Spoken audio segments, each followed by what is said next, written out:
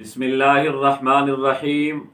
سنن ابن ماجہ جلد اول، کتاب اقامت الصلاۃ، باب نمبر 12، حدیث نمبر 844۔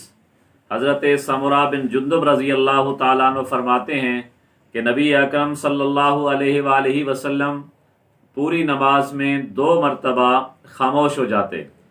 نمبر 1، پہلی مرتبہ جب نماز شروع کرتے تو اللہ اکبر کے بعد خاموشی اختیار کرتے سبحانک اللہ پڑھنے کے لیے، اور دوسری مرتبہ جب فاتحہ پڑھ چکے فَإِذَا قَرَأَ غَيْرِ الْمَغْضُوبِ عَلَيْهِمْ وَلَا الضَّالِّينَ، جب غیر المغضوب علیہم ولا الضالین پڑھ لیتے تو آمین کہنے کے لیے خاموش ہو جاتے، یعنی آمین آہستہ کہتے اور سبحانک اللہ بھی آہستہ کہتے۔